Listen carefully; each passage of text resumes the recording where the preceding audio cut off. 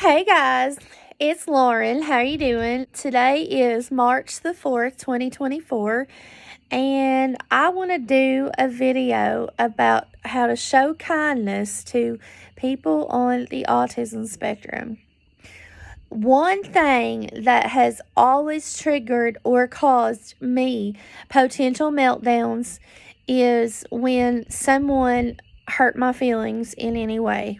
Number one, I'm going to tell this to everyone who deals with people on the autism spectrum.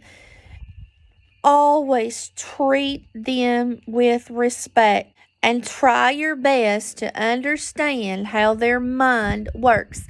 Because in order to help them to develop their full potential, we need to understand how their mind works. Asking them to conform to a specific rule that may work for someone else does not always particularly work for someone on the spectrum. For example, if you had a food allergy, would you want to eat something that you know was going to cause you to be sick? Probably not. Number two, be okay with meltdowns, and you must be supportive.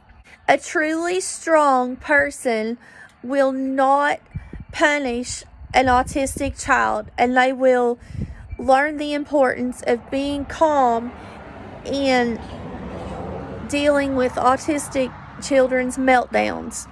Because if you react unkind or stressed, it will only make the meltdown worse. Number three, because we remember details constantly of every situation, it's so hard not to feel constant anxiety and to not be able to see the benefits of situations. It almost feels like we are being cursed, I guess, when you only see the bad things because you remember so much of every particular situation. And this right here makes it difficult for us to function because we constantly fear that someone is going to be saying stuff to us. And this causes recurrent meltdowns that look like the child or adult is misbehaving. We autistic people are constantly in the fight or flight mode. Number four, playing fair does not always work. Some example, I was taught that it's probably a good idea to respond back to someone that mistreats me in any way. Unfortunately, that don't work.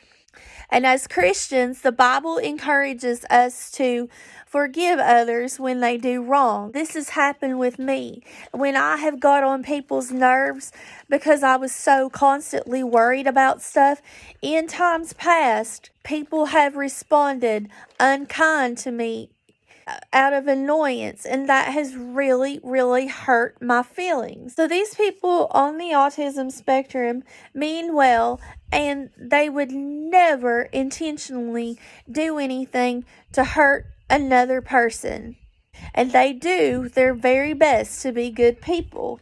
Another example is asking someone on the autistic spectrum to do a particular favor for someone who did something for them, even if it may be something that the person on the autism spectrum dislikes and will have a hard time concealing their emotions about it. That's happened to me before. I would suggest maybe alternatives and just saying thank you and giving a high five or buying them maybe a gift card. And if a person on the autism spectrum does anything wrong, I would say just apologize and move on.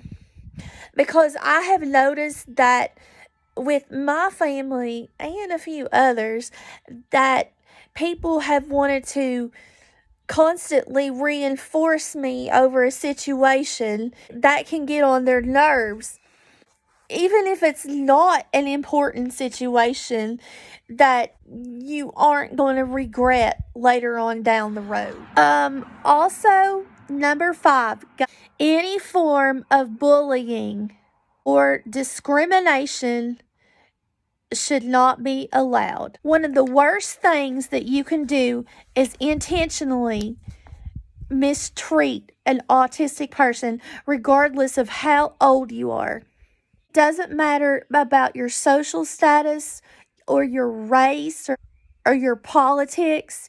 If you mistreat someone on the autism spectrum, it can have devastating emotional consequences for them, and you may end up regretting it later on down the road. So, in conclusion, if you're a parent, yes, I'm not discouraging you to teach your child kindness and compassion. You should, but you also need to remember that their brain works different, and you have to find ways of teaching them stuff that will make them feel good about themselves, and to also teach them kindness too. Thank you, and have a great day. Bye.